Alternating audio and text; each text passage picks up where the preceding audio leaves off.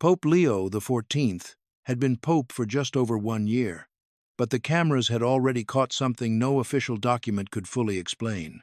Behind the white cassock, the ring, the balcony, and the ancient weight of Rome, there was still a man who could laugh, pause, embrace his brother, receive cookies from a toddler, and let an unexpected moment interrupt the machinery of the Vatican. These were not staged gestures. They were brief openings, moments when the office remained sacred, but the person inside it became visible. Across 10 moments, another portrait begins to form. A baby reaches for his cassock, and he does not pull away. He stands at the tomb of Pope Francis longer than expected. He rocks a child to sleep, wears a Chicago White Sox hat, jokes with journalists on the papal plane, and receives the fisherman's ring with the face of a man who understands the burden placed on his hand. These moments do not make the papacy smaller. They make it more human, more serious, and more alive. The first moment came immediately after the inaugural Mass, when the ceremony had barely released its grip on the day. Pope Leo XIV had just stepped fully into one of the most watched offices on earth, surrounded by vestments, prayers, cameras, and the enormous public weight of succession. Then something happened that did not belong to protocol. He embraced his brother. It was not a formal gesture arranged for the cameras. It was not the careful handshake of a man protecting the distance of his office. It was a real embrace, the kind that carries years of family history without needing a sentence to explain it. For a few seconds, the white cassock did not erase Robert Prevost. It revealed him. That moment mattered because it broke through the scale of everything around him. The Mass, the crowds, the rituals, and the history of Rome all remained present. But they were no longer the only thing the world could see. There was a brother holding his brother after a life had changed forever. Before he was Pope Leo XIV, he was Robert Prevost, and that man had not disappeared. The second moment unfolded during a general audience in St. Peter's Square, where the Pope's movement is usually measured, watched, and guided by protocol. A toddler came forward with cookies and placed them into the hands of Pope Leo XIV. The moment could have passed quickly, reduced to a polite smile and a handoff to an aide. Instead, the Pope ate them there, in front of everyone.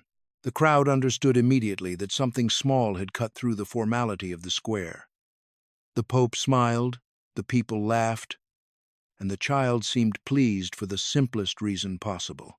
The Pope had accepted the gift. There was no speech, no explanation, and no staged lesson attached to it. That is what made it disarming. The papacy remained sacred, but it did not become untouchable. In the middle of a public audience, the smallest person in the crowd had offered something ordinary, and the Pope received it without distance. For one brief moment, St. Peter's Square felt less like a stage of global authority and more like a family table. The third moment came near the end of another general audience, when Pope Leo XIV was holding 2 babies and the flow of the crowd was already moving toward the next greeting. He handed one child back, then turned to return the second baby to its mother. That was when the child reached for his cassock and held on. The small hand caught the white fabric, and the schedule suddenly had to wait. The Pope did not pull away. He did not rush the child back into another set of arms so the line could continue. He smiled and allowed the baby to keep holding on, as if the interruption itself deserved respect. In Vatican life, where every movement can be timed and every appearance managed, that small pause carried unusual force. Nothing dramatic happened, and that was the power of it. A baby refused to let go, and the Pope let the moment remain human. It showed a man who understood that not every important scene arrives through ceremony. Some arrive through a child's hand gripping a cassock in front of the world. The fourth moment was quieter, and it carried a different weight. On All Souls' Day, Pope Leo XIV prayed at the tombs of his predecessors, moving through a line of men who had carried the same office before him. The setting did not need drama. The silence already had enough history inside it. When he reached the tomb of Pope Francis, he stayed longer. Francis was not only the Pope before him, He was the man who had made Robert Prevost a cardinal, the man whose decisions had helped bring him closer to the center of the church. Standing there, Pope Leo was not simply honoring a predecessor. He was facing the inheritance that had been placed into his own hands. The cameras caught the stillness, but the meaning did not need to be explained. Gratitude, grief, memory, and responsibility were all present in that single prayer. The Pope is never alone in his office. He stands in a line, and sometimes the weight of that line becomes visible only at a tomb. The fifth moment returned the public audience to something almost impossibly simple. Pope Leo XIV took a baby into his arms and began to rock her gently, not as a gesture performed for the crowd, but as a quiet human response to the child in front of him. Around him, the world of cameras, greetings, guards, and movement continued. In his arms, the child became the only center that mattered. The image needed no commentary. The leader of more than 1 billion Catholics sat there with a baby resting against him, moving with the patience of someone who understood tenderness without needing to announce it. The papacy did not lose its dignity in that scene. It became warmer, closer, and more recognizable. For Catholics, the word shepherd is often used so often that it can become almost invisible. But in that moment, it became physical. A shepherd is not only someone who teaches, governs, and leads from a chair of authority. Sometimes he is the man who holds a child carefully while the crowd waits. The sixth moment moved from tenderness to humor. And it happened because a newlywed couple brought a piece of Chicago into the Vatican. Gary and Kelly DeFano had come from Boston for a papal blessing for newlyweds, even though they were Red Sox fans. Kelly's cousin gave them the idea that changed the encounter. Bring a Chicago White Sox hat for Pope Leo XIV. When the couple handed him the hat, Pope Leo did not simply accept it and pass it away. He put it on in front of everyone. The crowd reacted, the cameras caught it, and the Pope allowed the moment to become exactly what it was. A Chicago Pope standing in the Vatican wearing the cap of his team. Then came the line that made the scene travel far beyond the square. When the couple told him they were from Boston, he joked that they could get in trouble for this because it was on camera. They laughed, he laughed, and then he added that this would make the news. He was right, and the White Sox later posted the image with a message celebrating their favorite squad. The seventh moment did not begin after Pope Leo XIV became Pope. It came from a camera shot years earlier, during the 2005 World Series, when Robert Prevost was seen in the stands at a Chicago White Sox game. He was not wearing white. He was not surrounded by Vatican protocol. He was simply watching the field with the tense, focused look of a man who cared deeply about the outcome. The White Sox won that year, and the image later gained a second life after Prevost became Pope. Suddenly, what had once been an ordinary sports memory became part of the public story of a man now leading the Catholic Church. 2 decades later, the team honored him by marking the seat where he had sat with a special graphic installation at the ballpark. A small place in a stadium became tied to a global office. The scene mattered because it showed that popes do not arrive from nowhere. They have hometowns, teams, loyalties, habits, and ordinary joys before history places them under the weight of the papacy. The white cassock changes how the world sees a man, but it does not erase everything that formed him.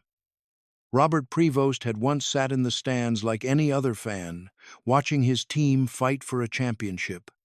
The eighth moment carried no humor and no public surprise. It came during Mass, at the consecration, when Pope Leo XIV elevated the host, the body of Christ. The cameras caught his face at the exact moment when ritual became visibly personal. This was not a gesture performed by memory alone. For Catholics, the Eucharist stands at the center of faith, and Pope Leo's expression showed that the center had not become routine for him. The movement of his hands remained controlled, but the emotion on his face was unmistakable. He looked like a man who believed the full weight of what he was holding. In that silence, the sacred did not need explanation. The same weight appeared again when he received the fisherman's ring.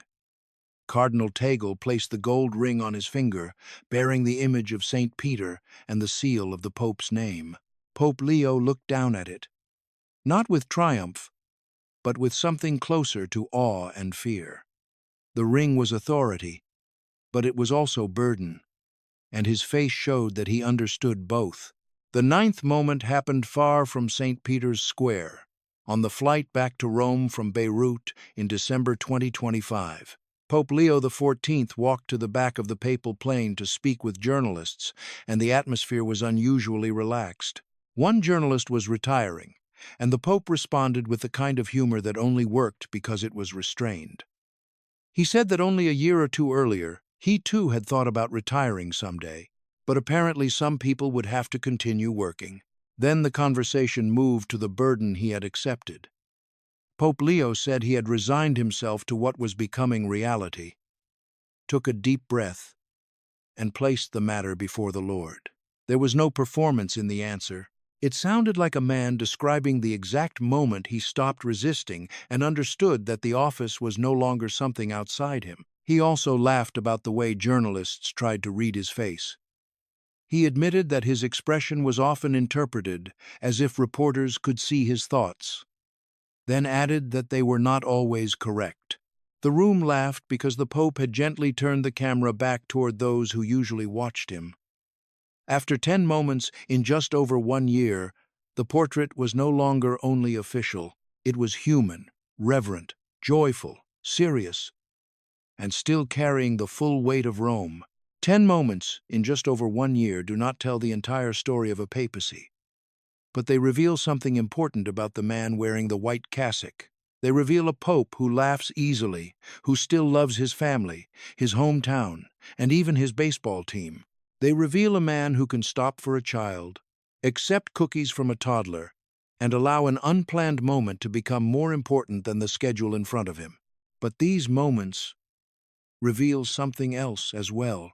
They show a pope who prays at the tomb of his predecessor with visible emotion, who elevates the Eucharist with deep reverence, and who looks at the fisherman's ring not as a prize, but as a responsibility. The humanity never weakens the office. It makes the weight of the office even more real. Pope Leo XIV appears to hold together two things that often seem impossible to combine. He is approachable without becoming casual, joyful without losing reverence, and deeply human while carrying one of the most sacred responsibilities in the world. Perhaps that is why these moments have resonated so strongly. They remind people that behind the ancient traditions of the Vatican stands a man who still feels, still laughs, still pauses, and still understands the burden placed upon his shoulders. And maybe that is exactly what the Church needs right now.